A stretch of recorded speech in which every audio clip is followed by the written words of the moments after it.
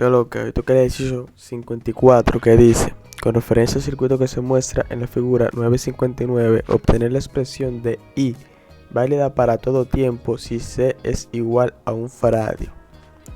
Entonces empezamos analizando en T menor que 0. T menor que 0, como tenemos un escalón negativo, la fuente de voltio va a estar habilitada. Si vemos como tiene mucho tiempo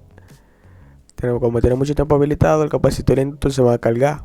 Cuando el capacitor se carga, se vuelve un circuito abierto. Cuando el inductor se carga, se vuelve un cortocircuito. Entonces vamos a buscar el voltaje del capacitor y la corriente del inductor. ¿Sí o no? Entonces, como el inductor está en serie con un circuito abierto, la corriente que pasa por él es igual a 0. Entonces, podemos buscar esa corriente y 1, ¿sí o no? Como aquí tenemos una sola malla, podemos buscar esa corriente como el voltaje entre la resistencia 10 entre 1 más 3, 4, 10 entre 4 igual a 2.5 amperios. Entonces podemos buscar el voltaje del capacitor entre este voltaje menos este voltaje. El voltaje de esta resistencia igual a 2.5 por 3. El voltaje de esta es menos 2 por I1. Si sustituimos 2.5 por 3 por menos 2 por I1, que son 2.5, nos da que es igual a 12.5. En T igual a 0 más, es decir, después del tiempo justo después de la conmutación, la función escalón se desactiva. Entonces tenemos 0 voltios aquí y cambiamos el capacitor por una fuente de 12.5 voltios y el inductor por una fuente de 0 amperios. Entonces, como aquí tenemos una fuente de 0 amperios, vamos a tener un circuito abierto. Lo que vamos a hacer es que vamos a buscar el voltaje que hay entre las dos terminales del inductor, es decir, este voltaje menos este voltaje. Podemos hacer un análisis nodal aquí en B, ¿verdad? V entre 1 más V entre 3 más 0 igual a 0.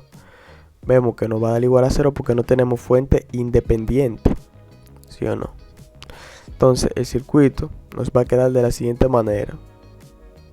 Tenemos esta fuente de 12.5 aquí abajo y esta fuente de menos 2 y 1 arriba. Como I1 igual a 0, nos va a quedar que la diferencia, que el voltaje va a ser igual a esa diferencia, menos 2 y 1 menos 12.5 igual a 12.5 voltios.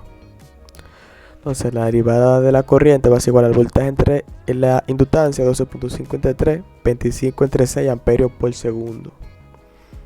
Entonces para la resistencia equivalente sustituimos el inductor y el capacitor por una fuente de 1 voltio o de 1 amperio. Vamos a hacerla con 1 voltio porque nos resulta más fácil el cálculo. Entonces vamos a buscar esa corriente IP, que es la corriente que pasa por la fuente de 1 voltio. Si hacemos un análisis nodal aquí, tenemos que, el voltaje aquí va a ser igual a este voltaje más este voltaje, 1 menos 2 y 1. Pero I1 va a ser igual a V, el voltaje del nodo, entre 3 amperios.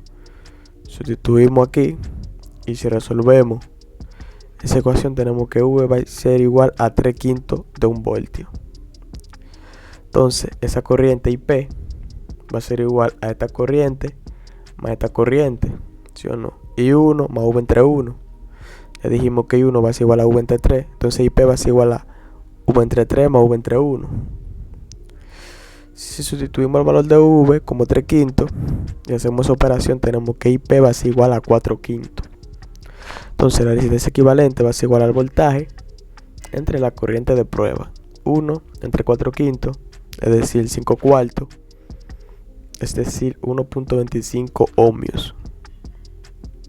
Para T mayor que 0, entonces nos va a quedar ese circuito. El capacitor y el inductor en serie y entre sus terminales la resistencia equivalente. Entonces vamos a buscar la corriente en el inductor. Podemos usar la fórmula general para el circuito serie, S cuadrado más SL entre R más 1 entre LC igual a 0. Si sustituimos los valores y resolvemos la ecuación, tenemos que S va a ser igual a menos 0.2083 más o menos J 0.5385. Entonces nos va a quedar una respuesta en función del tiempo de esta manera, una exponencial con seno y coseno. Si evaluamos un 0, ¿verdad? Aquí nos va a quedar E a la 0, coseno de 0 y 0 de 0, y la IL en 0 era igual a 0. Entonces E a la 0 igual a 1, coseno de 0 es 1 y seno de 0 es 0, lo que quiere decir que A es igual a 0. Si derivamos la primera función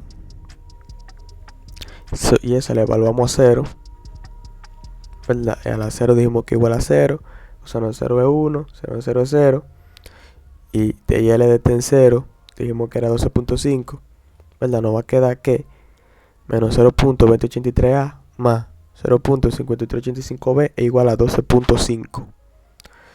Entonces nos va a quedar ese sistema de ecuaciones. Como tenemos que E igual a 0, aquí tenemos 0, nos va a quedar que 0.5385B igual a 12.5, mandamos eso dividiendo, y nos va a quedar que B es igual a 7.74. Entonces YL es igual a 7.74 por E a la menos 2083 por seno de 0.5385T. Ahora, en el mandato nos pidieron I1, pero nosotros acabamos de buscar IL. Entonces, ¿qué podemos hacer? Aquí tenemos IL bajando, aquí tenemos I1 y aquí tenemos esa otra corriente. Para encontrar I1, sabiendo ya la corriente que entra o que sale, podemos usar un divisor de corriente. Si o no, haciendo un divisor de corriente sería I1 por IL entre 4, es decir, la resistencia en la que no estamos buscando sobre la suma de las dos resistencias.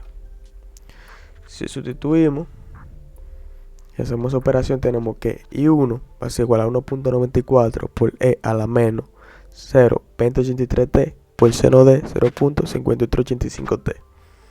Eso sería todo. Nos vemos en un próximo video.